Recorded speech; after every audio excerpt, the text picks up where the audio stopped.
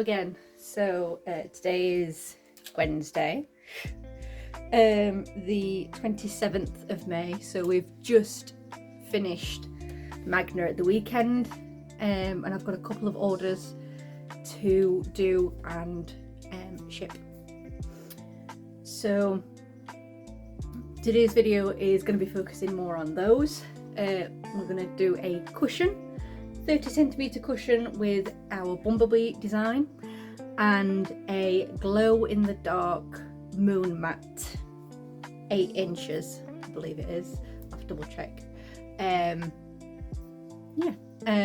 From Magna we also have quite a bit of stock to do. So whilst I'm putting together the pillow, I will also be making some pendulum mats. We've got a couple of element mats that I need to make, and some new, I say new, restock of some signs. And there's also one new sign that I've not done yet. I also want to try and make some moon keyrings. This has been on my list for a while. Probably won't have them at Long Eaton, that's at this Sunday. Instead it'll be at Whitby, hopefully. But that is the plan. So yeah, coming up we have Long Eaton, that's on the 31st of May, just for the day, 10 till 5. And then I've got a Father's Day craft fair at Mearsbrook, Sheffield on the 13th of June. And then we are at Whitby for the, I think it's 20th and 21st of June, whatever weekend that falls on, 19th, 20th, whatever. And for the first time at Whitby and at an event, I will be having a single table and a reader table. Yes. So if you can join us, if you want to join us down at Whitby, feel free. Without further ado, let's get started on these custom designs.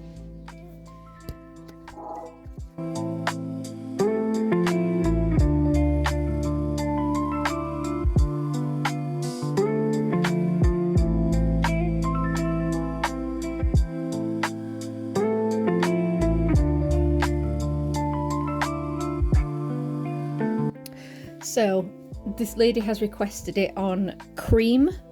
So this is, I've bought this from Amazon. So this is a cream cotton, which is going to make our pillow. Now first things first, we need to cut out a square to embroider on. Now the square is going to be bigger than what we intended because obviously the design may not be centre. It's always good to have more than what you need when sewing as well. So I'm going to cut out 2 squares of the same size. It will need ironing before we embroider onto it. So I have these easy squares, which helps me cut out.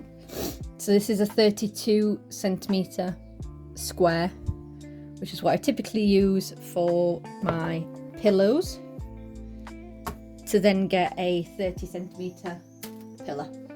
So I am going to allow some extra, so I am just going to shift it slightly, and I'm going to cut it with an extra centimetre or 2 around the edge. It doesn't have to be perfect because we are going to retrim and resize it after it has been embroidered. I'm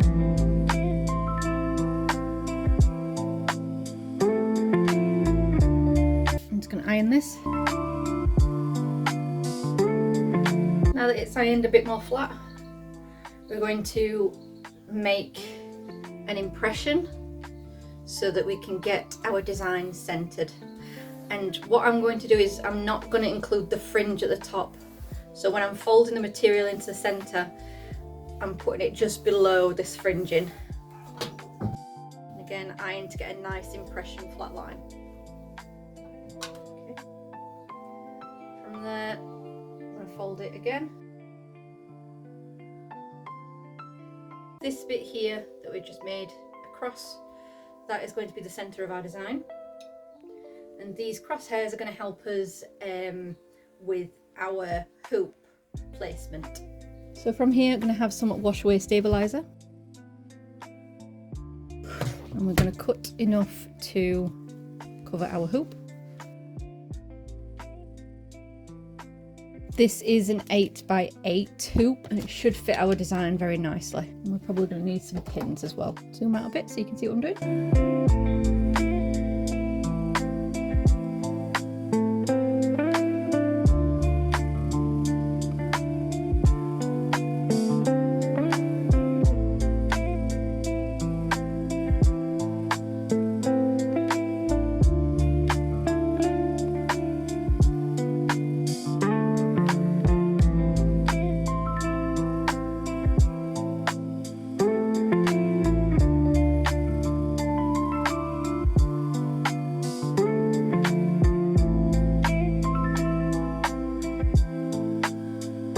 So as you can probably tell, I've not given enough to cover the sides, but we'll see how this goes. It should be okay. Okay, I'll go for this colour, which is new. It's not quite black, it's a very, very deep brown.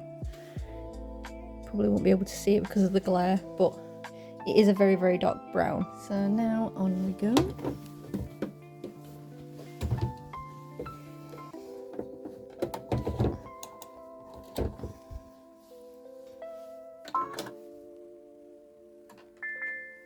Oops. There we go. Okay.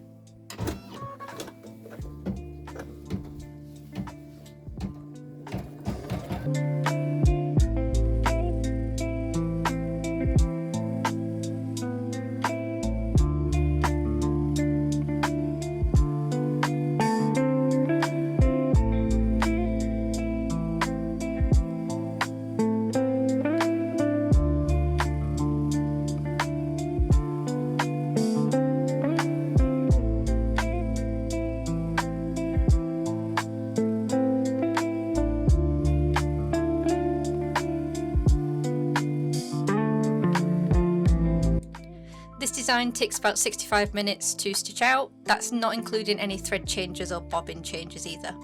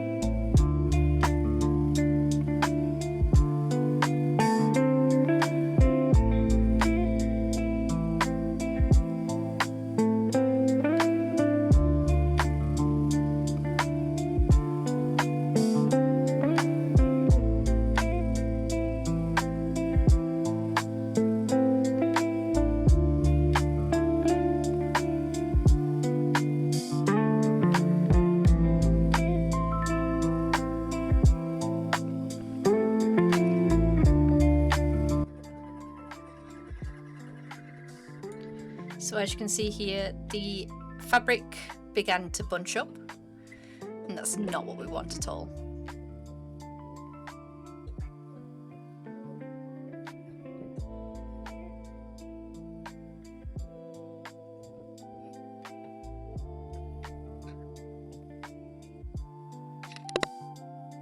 So this is called nesting. It's where, well, it can be anything from incorrect threading, tension imbalance, and debris in the bobbin can cause this. So in order to get rid of it, we're going to have to snip it out and then restart this section. I found out that the bobbin had begun to unspool itself incorrectly. So with a new bobbin now in, we can redo that section.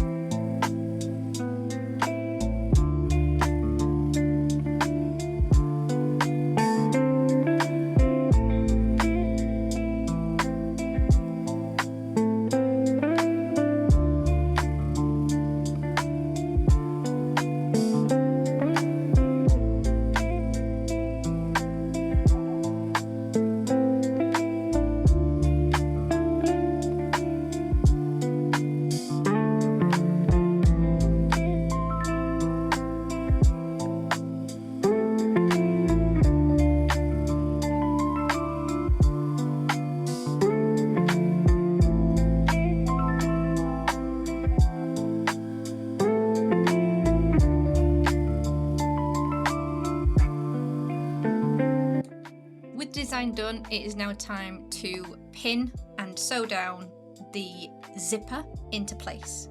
So with the design facing me, I am pinning along the bottom edge.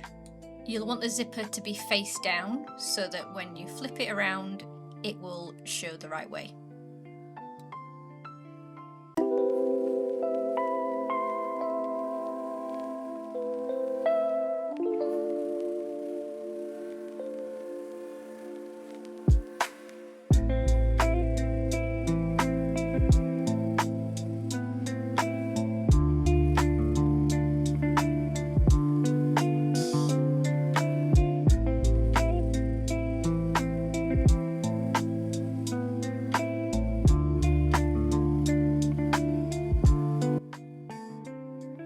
So from here, we are going to stitch along both sides, securing the zipper in place. And when we flip the pillow right side out, the zipper will be showing just like that.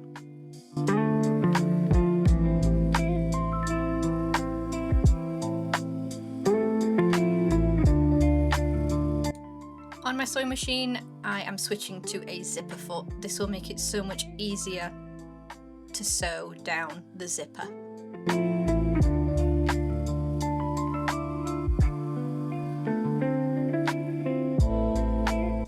So first off, with the zipper closed, I'm just doing a straight line down, securing the fabric and the zipper together. I will then open up the zipper and do a straight single line, securing it as close as possible. This just gives it a better finish when you zip the pillow up.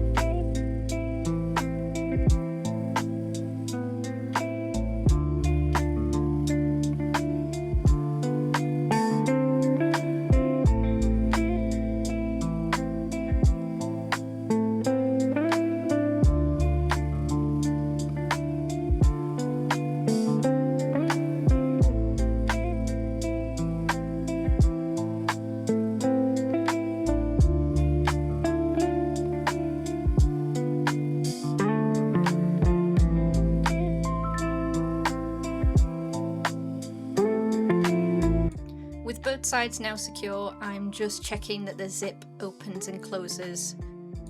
Now it's time to stitch the rest of the pillow together. So before placement of the zipper, I did use one of my easy squares to center the design, and I used a red chalk line to line out the exact perfect square. Now instead of trimming the excess, what I'm doing is I'm using that as a tool to make sure that my pillow is centered, sewing the two pieces together like so. So I'm just following that red line that I created with chalk to make sure that we have a nice straight stitch.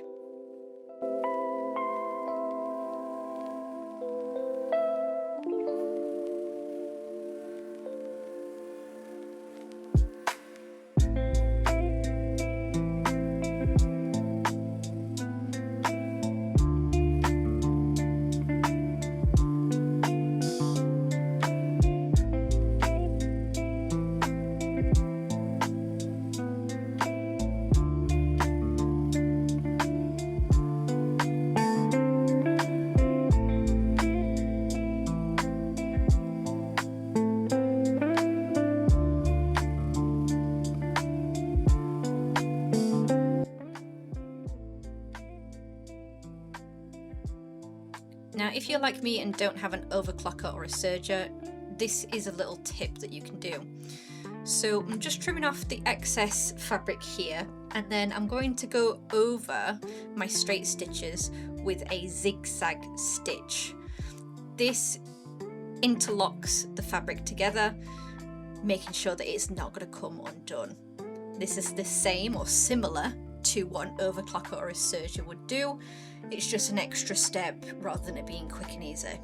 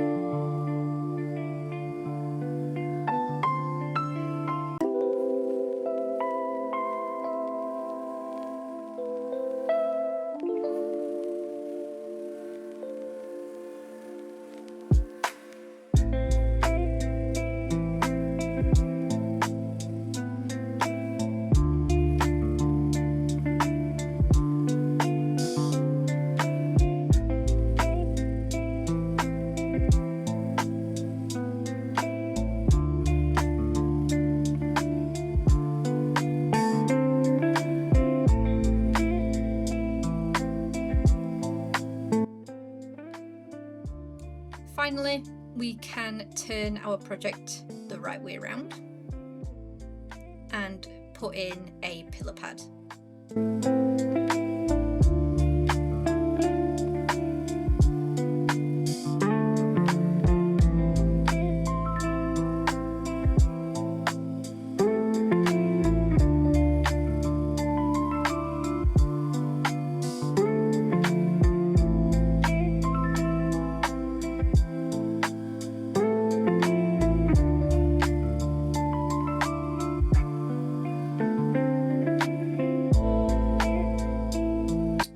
This pillow is a 30cm hypoallergenic synthetic wool, and it's important to make sure that all the corners are stuffed, otherwise you get a very funny looking pillow.